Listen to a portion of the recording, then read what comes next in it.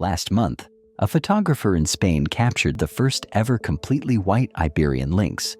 In the mountains of Jaén, a camera revealed this cat with pale fur and piercing dark eyes. Some scientists are calling it the white ghost of the Mediterranean forest. But why does this matter? Well, it's because this white lynx is living proof of one of conservation's greatest victories. 20 years ago, there weren't enough Iberian lynx left alive to produce rare genetic variants like this one.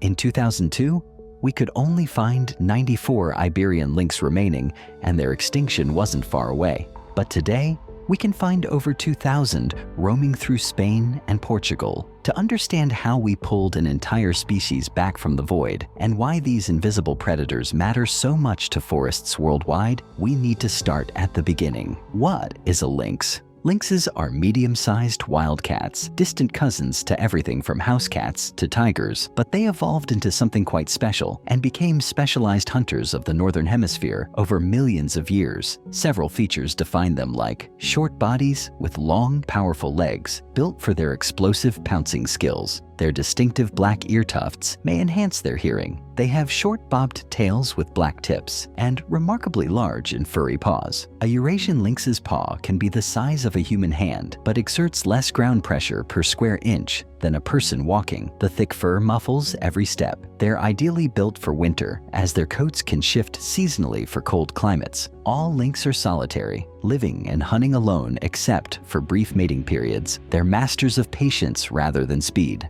They prefer to ambush rather than pursuit. Think of them as the snow leopards of northern forests, but perfectly engineered for a specific lifestyle. 4 lynx species haunt the northern hemisphere: the Eurasian lynx, the Canadian lynx, the Iberian lynx, and the bobcat. Each single one of these species adapt the same basic blueprint for different environments. Understanding all 4 helps us appreciate why the Iberian lynx's recovery and that white ghost are so remarkable. The Eurasian lynx is the largest, as they can weigh up to 70 pounds and can reach over 3 feet long. They're Europe's 3rd largest predator, after brown bears and wolves. They range from Western Europe through Siberia to the Himalayas. What sets them apart is raw power. They regularly take down roe deer their own size and have been documented killing red deer, reindeer, and young moose exceeding 450 pounds.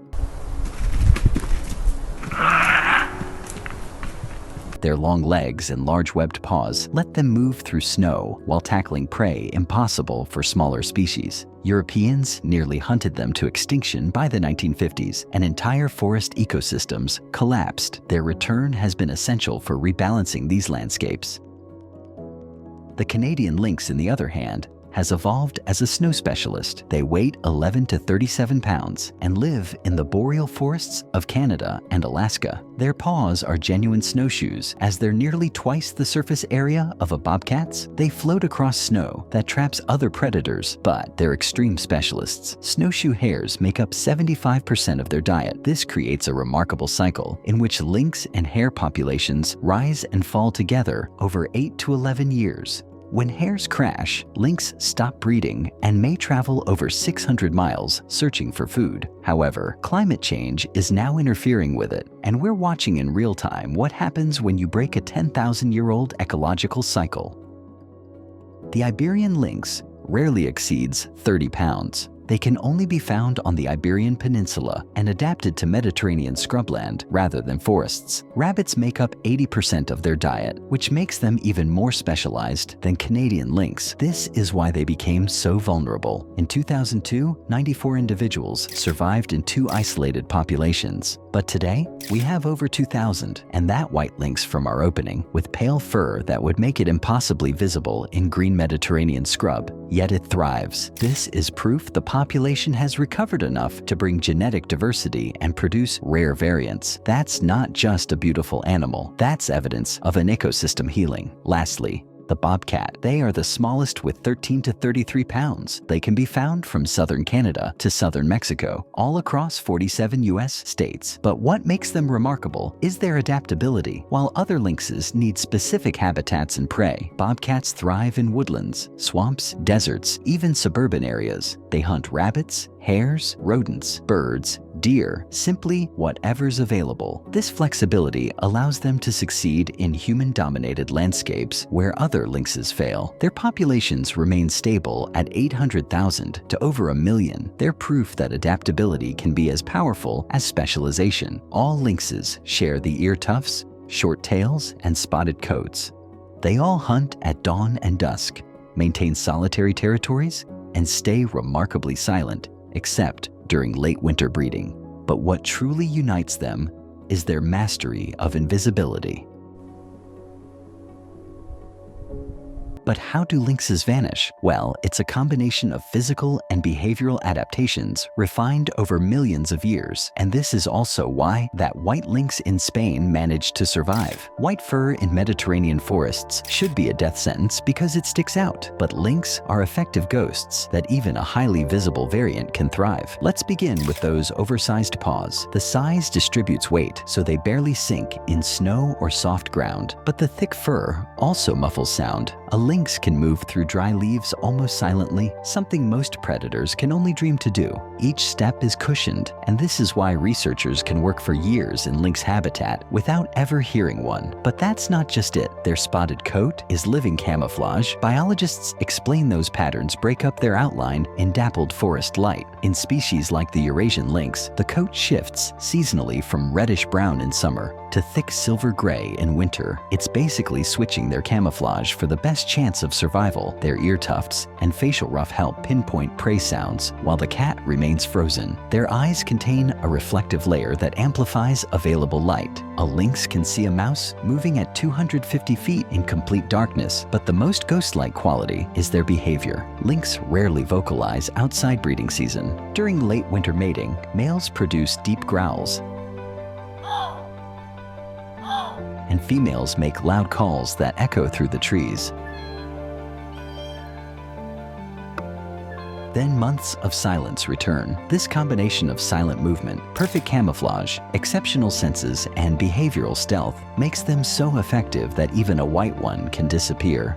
But how does these ghosts hunt? Lynxes are ambush predators. Their hunting strategy explains why invisibility matters so much for survival. A lynx patrols a home range from 8 to over 150 square miles, depending on prey availability. They move slowly and stop frequently to scan and listen. They also often climb onto elevated positions like fallen logs. They can remain motionless for extended periods and become part of the landscape. Their ghost work begins once they identify prey. They approach in extreme slow motion. Every paw is placed deliberately to avoid noise while using all available cover. Researchers have observed lynx taking 30 minutes to cover just 60 feet. The prey snowshoe hare or roe deer usually has no idea. The strike happens from under 30 feet. Larger species can cover 16 feet in a single leap, targeting the neck with powerful forelimbs and retractable claws, followed by a bite that severs the spine or cuts off air. This takes mere seconds, but what if they miss that first strike? Well, they rarely chase. They think it's too energy expensive, especially in cold climates. They simply fade back into ghost mode, be patient, invisible, and wait for the next opportunity. This strategy was refined over millions of years and maximizes success while conserving energy. Why forests need ghosts?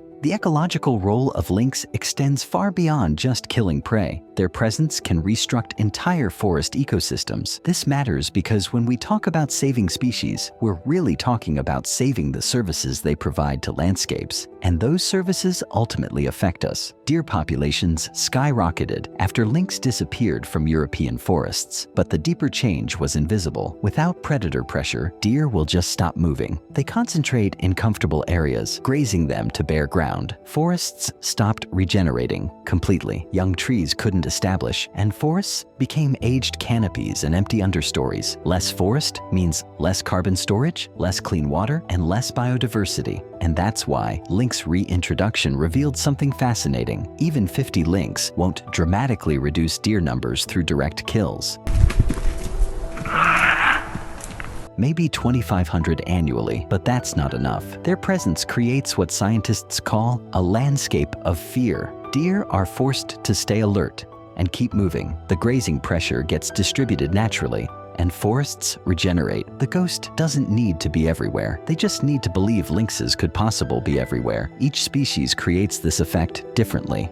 Eurasian lynx with deer, Canadian lynx in those dramatic cycles with snowshoe hares, Iberian lynx with rabbits, and bobcats with varied prey. The same principle is applied in every situation.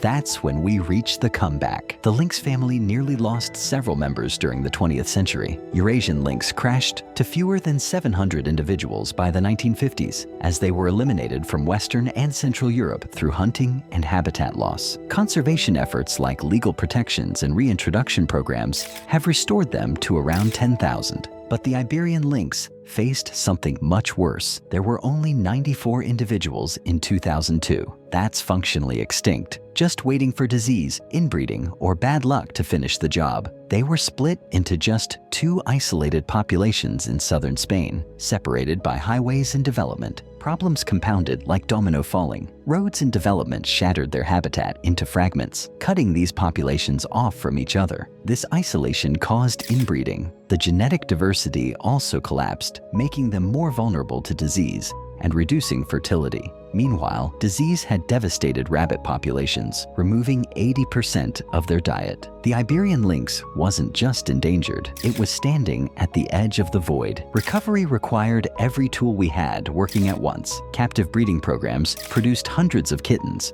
and some were even hand-raised to boost survival rates. Conservationists spent years restoring rabbit populations across their range. Engineers built wildlife crossings by creating highway underpasses and overpasses to reconnect isolated populations and reduce roadkill. Habitat corridors were created. Landowners were paid to maintain lynx-friendly landscapes. $100 million were invested over 2 decades.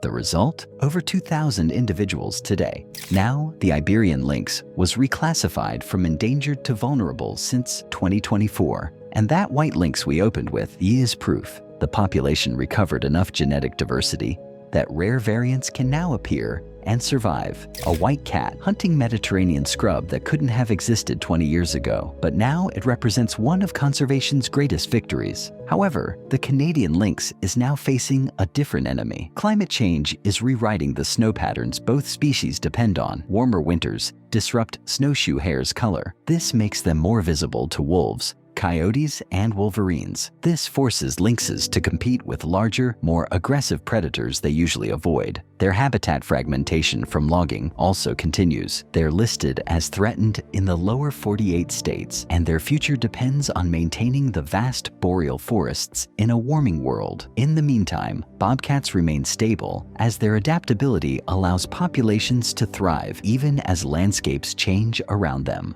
Lynxes have earned their reputation as ghosts through millions of years by perfecting one skill: disappearing. They don't announce their presence. Their quiet existence keeps prey alert, forests healthy, ecosystems balanced. And that white lynx in Spain? It's more than a rare genetic quirk. It's a reminder that extinction isn't inevitable. When we commit to conservation, species can return from 94 individuals to thousands. The ghosts are still out there, silently keeping the forest alive. And now, one of them glows white in the Mediterranean sun. Want to see another master of invisibility? Octopuses don't just hide, they transform. I explain nature's best camouflage right here.